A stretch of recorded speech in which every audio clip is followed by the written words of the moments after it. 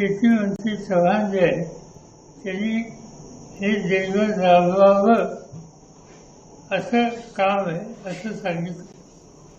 त्याची सुरुवात आपण बारामतीमध्ये केली. त्याचा आम्ही वर्षा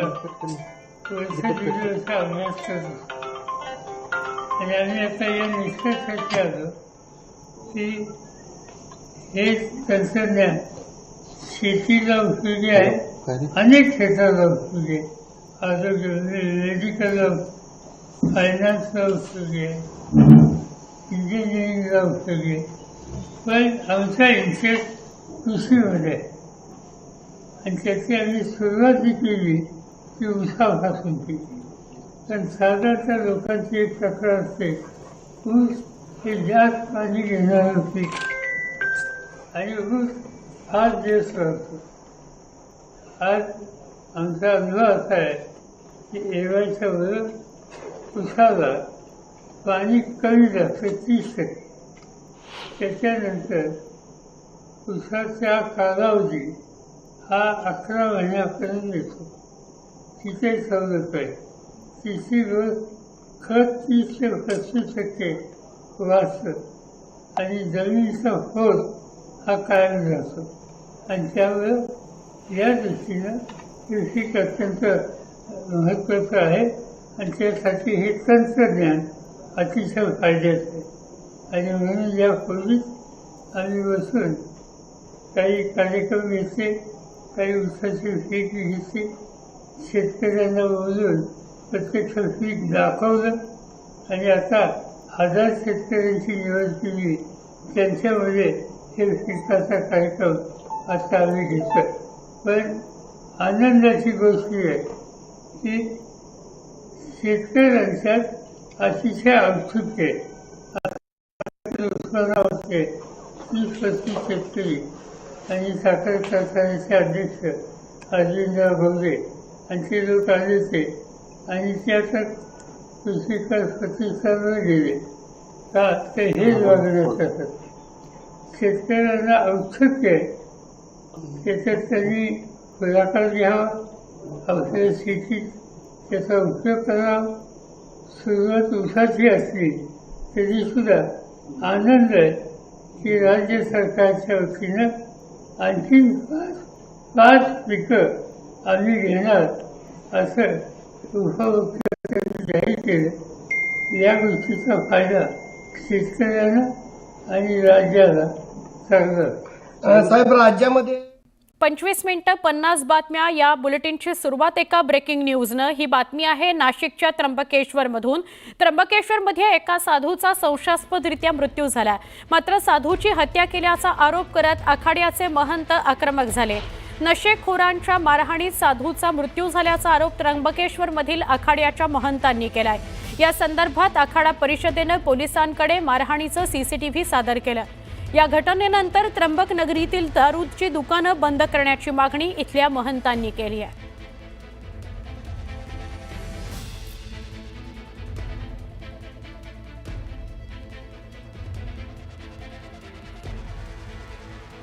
आमचे प्रतिनिधी लक्ष्मण घाटोळ यांना अधिक विचारूया.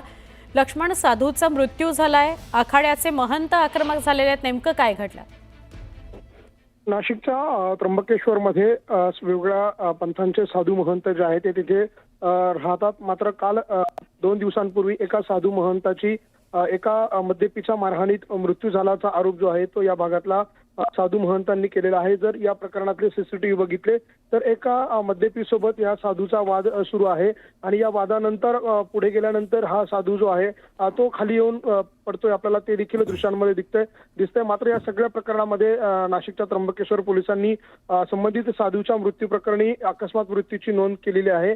मात्र या परिसरातल्या आणि या सगळ्या आखाड्यातील साधू महंतांचं सांगणं आहे की या साधूची मृत्यू जो आहे तो हत्येमुळे झालेला आहे, मारहाणीमुळे झालेला आहे आणि मारहाणीत त्याचा मृत्यू झालेला आहे. त्यामुळे जो कोणी संशयित आरोपी आहे त्याचा शोध घेऊन त्याच्यावर कठोर कारवाई करावी, त्याच्यावरती खुनाचा गुन्हा दाखल करावा, अशा प्रकारची मागणी या भागातल्या साधू महंतांनी केलेली आहे.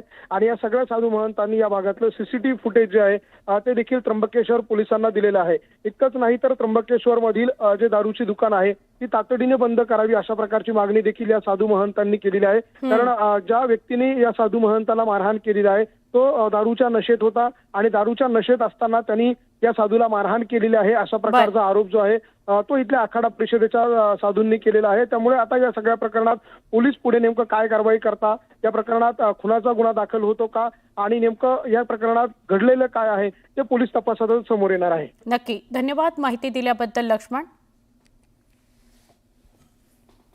त्र्यंबकेश्वर येथे दिनांक 19 एप्रिल रोजी संध्याकाळच्या वेळी साधारण एक साधू वेशात असणारा ग्रस्त त्याला काही समाजकंटकांनी, काही नशेडी लोकांनी, एक मुलांनी मारलेला आहे आणि त्याचा मृत्यू झालेला आहे. पोलिसांनी पंचनामा करून तो सिव्हिल हॉस्पिटलला पाठवलेला आहे. तर आम्हाला सकाळी माहिती मिळाली, त्या संदर्भात आम्ही चौकशी केली असताना आम्हाला तो एक व्हिडिओ आढळून आला. तो आम्ही पोलिसांना सादर केला. परंतु मी या निमित्ताने एक गोष्ट सांगू इच्छितो की त्र्यंबकेश्वरमध्ये पूर्णपणे दारूबंदी ही झालीच पाहिजे. ह्या दारूमुळे बरेचसे लोक व्यसनाधीन झालेली आहे आणि त्यामुळे त्र्यंबकेश्वरमध्ये अलीकडच्या काळामध्ये बरेचसे असे छोटे मोठे गुन्हे घडतात. यात्रेकरू वर्तन बेशिस्त लोक वागतात. गावामध्ये असे बरीचसे मुलं आहे. तर कृपया शासनाने त्वरित त्र्यंबकेश्वरला दारूबंदीचे आदेश देण्यात यावे.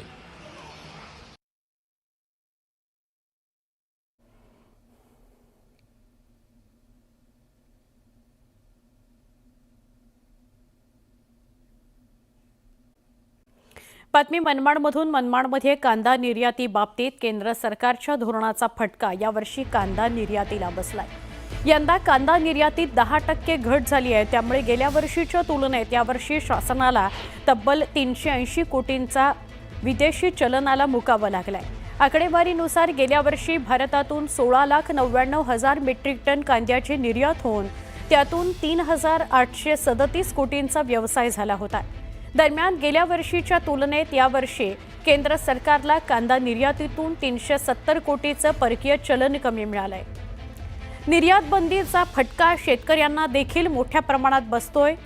त्यांना योग्य भाव मिळत नाही, त्यामुळे ते देखील संकटात सापडलाय. वेळोवेळी कांदा निर्यातीच्या धोरणामध्ये केंद्र सरकारने हस्तक्षेप करू नये आणि एक धोरण ठरवून आणि कांदा निर्यातीचा निर्यात बंदी न करता कांदा निर्यात ही सदा पण खुली राहिली पाहिजे. या सगळ्या घडामोडींसह सविस्तर बातम्यांच्या दुपारच्या बुलेटिनमध्ये आपण इथेच थांबतो आणि पुढचं बुलेटिन वेगवान स्वरूपातल्या घडामोडींचं सुरू करूया महत्त्वाच्या बातम्यांनी. महत्त्वाच्या बातम्या. प्रायोजक पुष्कराज रागी डिलाइट्स, महाराष्ट्राचं लाडकं आणि नंबर 1 नाचणी सत्व.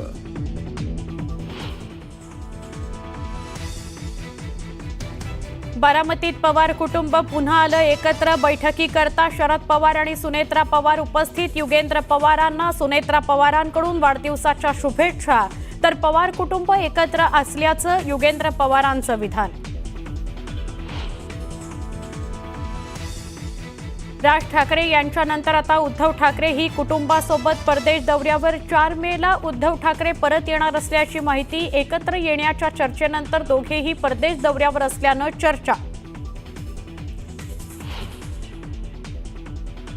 काँग्रेसचा हात सोडून संग्राम थोपटेंनी हाती घेतलं कमळ.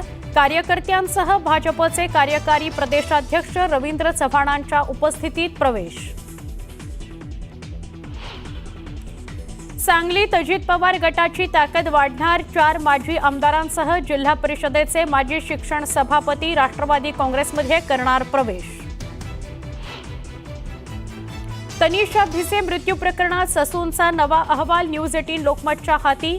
नव्या अहवालानुसार डॉक्टर घैसास दोषी. पोलिसांनी 4 प्रश्न विचारल्यावर ससूनच्या समितीनं अहवाल बदलल्याची चर्चा.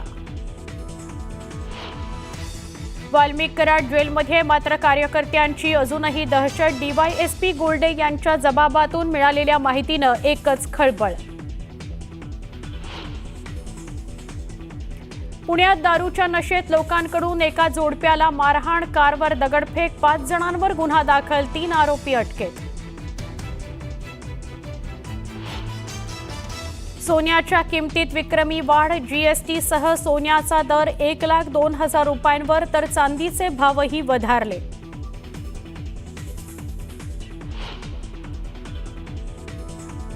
चुना भट्टीत पोलिसांकडून 10 कोटींचं चरस जप्त, परदेशातील 2 आरोपींना घेतलं ताब्यात.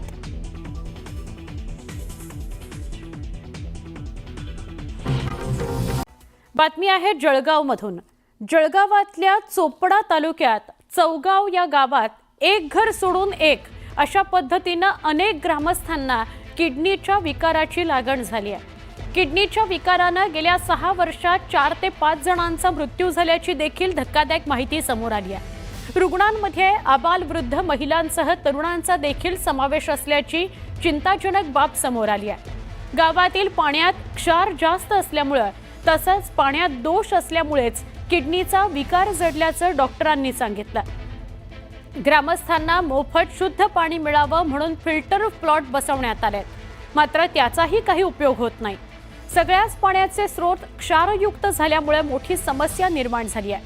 या प्रकरणी प्रशासनानं लक्ष द्यावं अशी मागणी ग्रामस्थ करतायत. डॉक्टरांनी मला तपासलं तर किडनीला बुवा तुमच्या किडनीला डाग आहे, तुम्ही इथं काही होऊ शकणार नाही. मग मी जळगावला जायला लागलो. 2019 पासून जळगावला गोळ्या औषधी चालू होती माझी. मग त्या त्रास म्हणजे किडनीचा त्रास होता, ते वांत्या होत होत्या, हातपाय सुजले होते, काही तोंड बी सुजलं होतं. दोन्ही किडनीला सुजी माझी. सुरुवातीला काय झालं? सुरुवातीला मला मळमळ होत होतं आणि भाकर जात नव्हती 2 महिन्यापासून. मग मला कसं वाटलं मला ॲसिडिटीस आहे, तर मी तपासली तर मला किडनीचं निघालं. किडनीसमुळे होतं बुवा. आणि पाणी पाहिजे बुवा तुम्हाला फिल्टर. तुमच्या गावाला का पाणीच्या दोषी बुवा. डॉक्टरांनी सांगितले की जुना प्रॉब्लेम आहे म्हणे तो, आणि थोडे किडण्यांची साईज पण लहान होती, आणि हे पाणी मेन प्रॉब्लेम म्हणजे पाण्याचा होता. पाणी क्षारवट येतं बुवा तुमच्या गावाचं. त्यानंतर मग वडील वारले, त्यानंतर मग बऱ्याचशा केस अशा म्हणजे वारल्या आहेत आमच्या ह्याच्यात, बिनव्यसनी वारले बाकी. या ठिकाणी 3 रुग्णांना डायलिसिसचा उपचार सुरू आहे. या ठिकाणी मागच्या वर्षभरात जे पाण्याचे नमुने तपासणीसाठी घेतलेले होते, तर यामध्ये 2 प्रकारच्या तपासण्या केल्या जातात. एक आहे रासायनिक तपासणी आणि दुसरी आहे जैविक तपासणी. तर या दोन्ही तपासणीमध्ये पिण्याचं जे पाणी आहे तर ते योग्य असं आढळून आलेलं आहे. तर यामध्ये कुठलाही घटक, रासायनिक घटक किंवा बायोलॉजिकल घटक कुठलाही असं काही अयोग्य आढळून आलेलं नाही. बातमी मनमाडमधून. मनमाडमध्ये कांदा निर्याती बाबतीत केंद्र सरकारच्या धोरणाचा फटका यावर्षी कांदा निर्यातीला बसलाय. यंदा कांदा निर्यातीत 10% घट झाली आहे. त्यामुळे गेल्या वर्षीच्या तुलनेत यावर्षी शासनाला तब्बल 380 कोटींचा विदेशी चलनाला मुकावं लागलाय. आकडेवारीनुसार गेल्या वर्षी भारतातून 16,99,000 मेट्रिक टन कांद्याची निर्यात होऊन त्यातून 3,837 कोटींचा व्यवसाय झाला होता. दरम्यान गेल्या वर्षीच्या तुलनेत यावर्षी केंद्र सरकारला कांदा निर्यातीतून 370 कोटीचं परकीय चलन कमी मिळालंय. निर्यात बंदीचा फटका शेतकऱ्यांना देखील मोठ्या प्रमाणात बसतोय. त्यांना योग्य भाव मिळत नाही, त्यामुळे ते देखील संकटात सापडले. वेळोवेळी कांदा निर्यातीच्या धोरणामध्ये केंद्र सरकारने हस्तक्षेप करू नये आणि एक धोरण ठरवून आणि कांदा निर्यातीचा निर्यात बंदी न करता कांदा निर्यात ही सदा पण खुली राहिली पाहिजे. या सगळ्या घडामोडींसह सविस्तर बातम्यांच्या दुपारच्या बुलेटिनमध्ये आपण इथेच थांबतो आणि पुढचं बुलेटिन वेगवान स्वरूपातल्या घडामोडींचं सुरू करूया महत्त्वाच्या बातम्यांनी. महत्त्वाच्या बातम्या. प्रायोजक पुष्कराज रागी डिलाइट्स, महाराष्ट्राचं लाडकं आणि नंबर 1 नाचणी सत्व.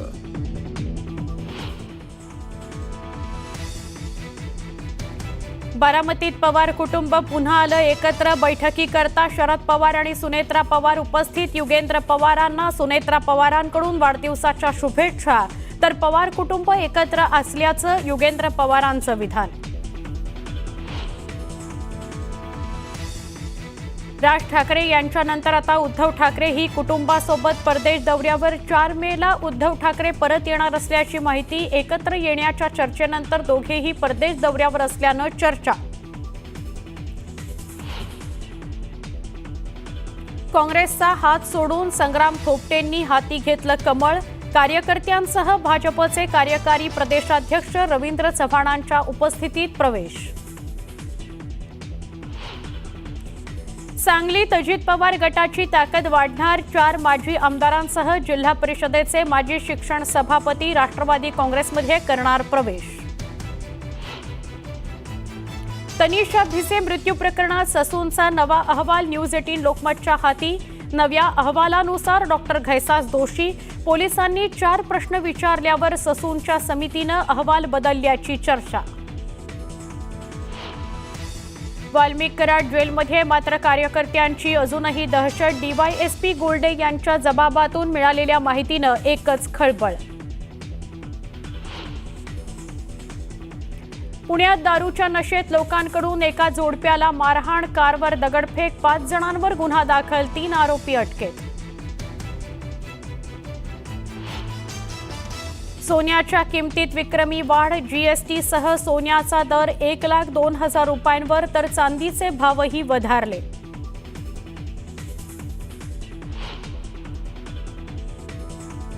चुनाभट्टीत पोलिसांकडून 10 कोटींचं चरस जप्त. परदेशातील 2 आरोपींना घेतलं ताब्यात.